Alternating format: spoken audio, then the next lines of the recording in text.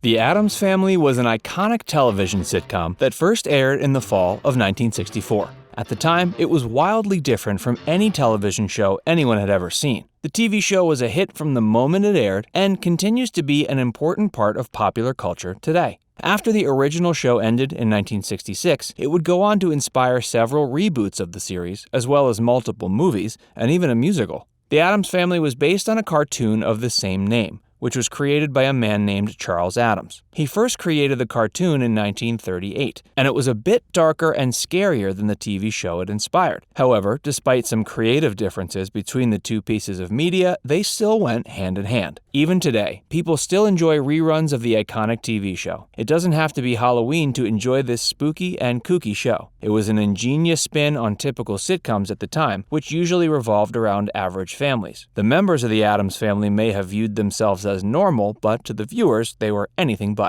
In today's video, we're going to take a look at some of the wild stories that went on behind the scenes of the original filming of the Addams Family. Make sure you stick around until the very end, where we'll reveal a hidden romance between two of the actors. Before we get started, make sure to like this video, and don't forget to subscribe and click the notification bell so you can stay up to date with all our videos. Facts Verse presents creepy behind-the-scenes stories from the Addams Family. The show almost revolved around the family's butler. We all know and love actor John Astin for his wonderful performance as Gomez Addams, the husband of Morticia Addams. But did you know Astin almost played a different character entirely? In 1963, John Astin had played a role in the film The Wheeler Dealers, and crew members were so impressed with his work, he was offered another job, this time on the Addams Family. Even though John Astin had his eye on a couple of other projects at the time, the Americanization of Emily and the Loved One, he was more intrigued by the offer of the Addams Family. Initially, executives of the show discussed casting John Astin as the butler of the Addams Family. They wanted the butler to be the main character of the show. However, Astin had his qualms about the role. He felt he wouldn't do a good job portraying the character. The executives listened to his anxieties, and they eventually decided to give him the role of Gomez Addams, while shifting the main focus of the show so that Astin was still one of the stars. Imagine how different the show would have been if John Astin had played the butler instead. Ted Cassidy's audition changed the role of Lurch forever.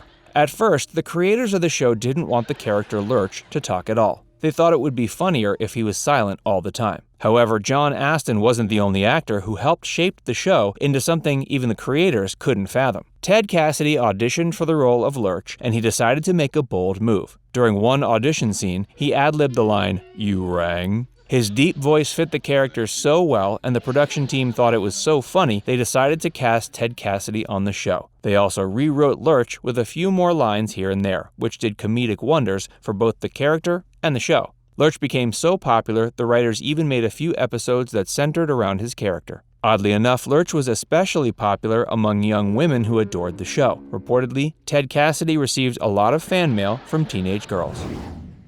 Charles Addams had difficulty publishing his cartoons after the show aired. You'd think that the increased popularity surrounding the show The Addams Family would have helped Charles Addams' business. Unfortunately, however, Addams struggled to get his cartoons published. He got his start selling cartoons to The New Yorker in 1932, and in 1938 his creation of The Addams Family was also included in the popular magazine. While he didn't intend his first Addams Family cartoon to inspire any more in the same vein, the editors thought he could get some more mileage out of the idea. As a result, Charles Addams continued to publish Addams Family cartoons in the 40s and 50s. Sadly, after the show aired, The New Yorker refused to publish any more Addams Family cartoons. Without even knowing why they rejected his work, Addams had to find another magazine who was willing to publish his cartoons. If you think The New Yorker should have continued to publish Charles Addams' cartoons, click the like button.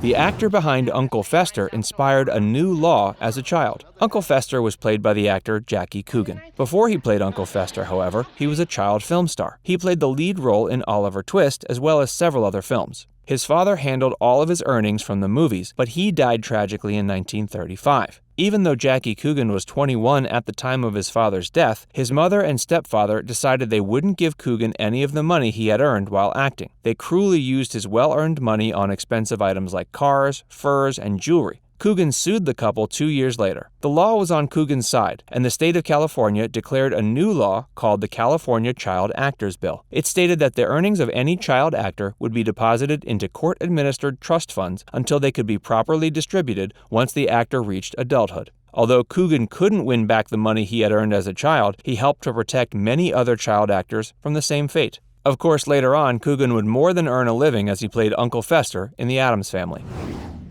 Gomez's costume was a health hazard.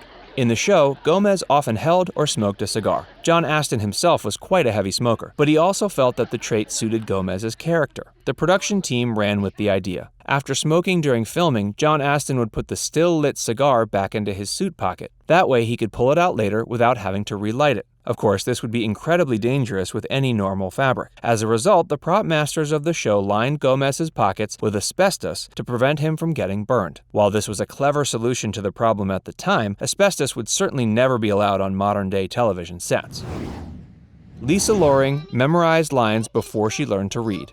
Lisa Loring was the wonderful young actress behind the morose character Wednesday Addams. When she landed the role, she was only 6 years old, and she didn't have much acting experience. The producers decided to take a chance by casting her, and they weren't disappointed. They initially cast her mostly because she greatly resembled Carolyn Jones, the actor behind Wednesday's mother, Morticia Addams. Lisa Loring took her part very seriously. Even though she hadn't learned how to read yet, she was still able to memorize her lines. Even though she wasn't allowed to smile while playing the melancholy role of Wednesday, Carolyn Jones always made sure to make her laugh between scenes. This kept Lisa Loring happy and upbeat throughout the entire process. It took Carolyn Jones nearly 20 minutes to get out of costume. While Morticia Addams' costume looked simple, it was actually quite complicated. The costume designers wanted it to look as close as possible to Morticia's outfit in the comics. This meant the dress had to be incredibly tight around the legs and feet. The costume was sealed tightly with Velcro along the back. The on-screen result looks amazing, but poor Carolyn Jones had a difficult time getting in and out of it. Jones admitted the dress took her 20 minutes to get out of. Furthermore, it took even longer to remove her wig and heavy makeup. Overall, it took nearly 2 hours to get completely out of costume after filming. That's some true dedication. They filmed a real lion for the show. The Addams family had a pet lion named Kitty Cat, who would occasionally appear for a few moments. The crew actually filmed a real lion, who was a retired circus performer. However, to ensure everyone was as safe as possible, the crew didn't allow the children, Ken Weatherwax and Lisa Loring, anywhere near the set while the lion was present. They also kept the lion's trainer, Steve Martin, nearby at all times. The crew filmed a few shots of the lion, then reused the footage so they could minimize the danger. John Astin and Carolyn Jones had feelings for each other. John Astin and Carolyn Jones did an amazing job portraying their chemistry as husband and wife on the show. Perhaps the reason why it looks so realistic is that there was a hint of attraction between the two. They wanted to keep their relationship professional to prevent any drama behind the scenes, but they did use their attraction to fuel the on-screen chemistry. The two were also close friends, and John Astin was the one to deliver the eulogy at Carolyn Jones's funeral. The Addams Family was a wonderful show that exceeded all expectations when it aired in 1964. Were you more surprised to learn that John Astin and Carolyn Jones had feelings for each other? Or that Gomez's costume was lined with asbestos? Let us know in the comments below. And don't forget to subscribe to Factsverse for more.